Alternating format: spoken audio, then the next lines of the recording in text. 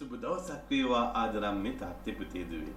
එනිස දැන් ආමේන් කියපු අපිට දිව්‍ය පූජාව තුළ පියතුමා මෙන්න තවත් යොමු කිරීමකට ඔබ මාව අරගෙන යන්නට යනවා. මොනවද කියන්නට යන්නේ?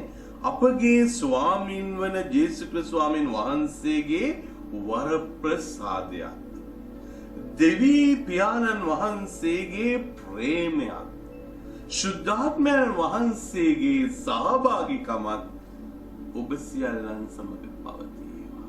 දැන් බලන්න මේ තාත්තේ පුතිදුවේ මේ වචන ටික දැන් ගොඩක් අය කියනවා දිව්‍ය පූජාව වැදගත් නැහැයි කියලා. ඒතර මේ දිව්‍ය පූජාවේ පළවෙනි වචනය මෙහෙම උච්චාරණය වෙනවා. අප ස්වාමීන් වහන්සේ ක්‍රිස්තුස් වහන්සේගේ වරප්‍රසාදයක්. ආයෙනම් මේ දිව්‍ය පූජා යාගයට ඔබ ඇතුල් වෙනකොට මොකද වෙන්නේ? වරප්‍රසාදී ජීවිතයකට ඇතුල් වෙන්නයි යන්නේ. කාගේ වරප්‍රසාදයෙන් පිරෙන්නට යන්නේ? ස්වාමින් වහන්සේගේ. ඒතකොට දැන් මේ අම්මේ තාත්තේ පුතේ දුවේ සමහර අය කියනවා පූජාවට ගියාම වැඩක් නෑ අනේ අපේ පූජාව ඒ නිසායි අපි මේ අපේ ගමේ පූජාවට යන්නේ. නමුත් මේ ගමේ පූජාවත් එකයි ඔබ යන ඕනෑම තැනක පූජාවත් එකයි. මොකද ඒක ඇතුලේ උච්චාරණය වෙන වචන ටික එකයි.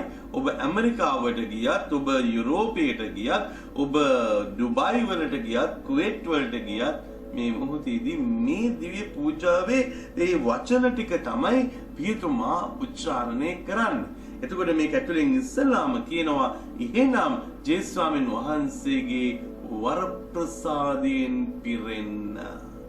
අදට ජේසුස් ස්වාමීන් වහන්සේගේ වරප්‍රසාදයෙන් පිරීලා ඊට පස්සේ මොකද වෙන්න කියන්නේ? දෙවියන් වහන්සේගේ ප්‍රේමයත් ඒ නිසා තමයි මේ දිව්‍ය පූජා යාගයට සහභාගී වෙන මිනිස්සුන්ගේ ජීවිතවල දේව තාත්තගේ ආදරය මතුවෙන්න පටන් ගන්නවා.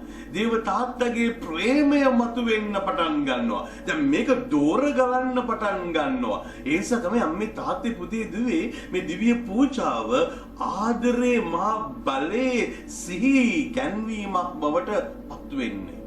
ක්‍රිස්තුස් වහන්සේගේ ජීවිත පූජා යාගේ ආදරය තුල මතක් කරනවා. දේව තාත්තා ජේසුස් ස්වාමීන් වහන්සේව අපිට ලබා දුන්න ඒ ආදරය මතක් කරගන්නවා. ශුද්ධාත්මයන් වහන්සේ තුල දේව මාතාවන් තුල ගැබ්බෙලා මේ මොහොතේදී ඉපදුන ඒ ශුද්ධාත්ම ස්පිරිතුව තුල අපිවත් මේ විදිහට මෙහෙ වෙනකොට එතනදී දේව තාත්තගේ ආදරය මතුවෙනවා. ඒ නිසා ක්‍රිස්තුස් වහන්සේගේ වරප්‍රසාදය තුල ජීවත් වෙනකොට දේව තාත්තගේ ආදරයෙන් ඔබ සන්නද්ධ වෙනවා.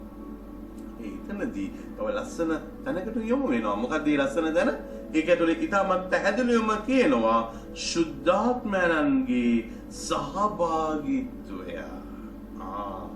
එනිසා ශුද්ධාත්මයන් වහන්සේගේ වරප්‍රසාදයෙන් පිරුණු ගමම මොකද වෙන්නේ? සහභාගී වෙන්න පුළුවන් වෙනවා. මේ මොහොතේදී එකමුතුකම ඇති වෙනවා. එකට එක වෙලෙන්න පුළුවන් වෙනවා. බැඳෙන්න පුළුවන් වෙනවා. යාව ජීව සමාජිකයෙක් වෙන්නට පුළුවන්කමක් ඇති වෙනවා.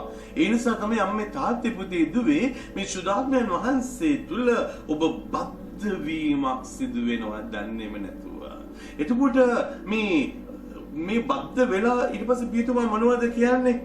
ඔබ සියල්ලන් සමග පවතිවා.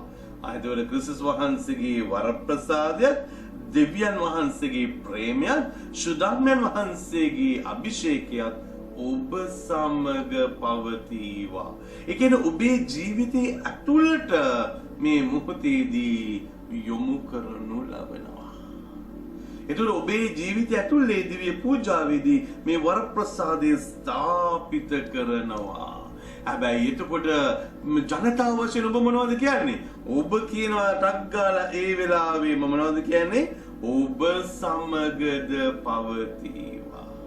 දැන් බලන්න මේ තාත්තේ පුතේ දුවේ මොන තරම් පියතුමා කියනකොට ඒ වරප්‍රසාදය ඔබේ ජීවිතය ඇතුලේ මේ මොදේ සන්නද්ධ වෙනවා, බලවත් වෙනවා, ශක්තිමත් වෙනවායි කියලා දන්නේම නැතුව ඔබත් උත්තරේ දෙනවා. අපි ළඟ විතරක් නෙමෙයි මේ බලය තියෙන්නේ පූජකේනි, ඔබ තුලත් එහෙමම වේවා. අපිට ඒ දේව ආශිර්වාදය ලැබෙනවා වගේම, ඒ දේව ප්‍රේමය ලැබෙනවා වගේම, ශුද්ධාත්ම අනුහස ලැබෙනවා වගේම ඔබ තුලත් ජීවමාන අත්දැකීමක් වේවා.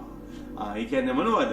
ජනතාවයි පූජකයයි මෙන්න මේ දෙගොල්ලොම එකට එකතු වෙලා දෙගොල්ලන්ට එක එක්කෙනාට යාඥා කරගෙන වරප්‍රසාදයෙන් පිරෙනවා. මොනවටද? දේව ආදරය දිව්‍ය පූජාව තුළ භුක්ති විඳින්න. එහෙනම් අපි පටන් ගමු. භක්තියෙන් නැතු ඕනකමකින් දිව්‍ය පූජාවට අනාගතේ සහභාගී වෙන්නට මේ උදව්වක් වේවි. ජෙසුස්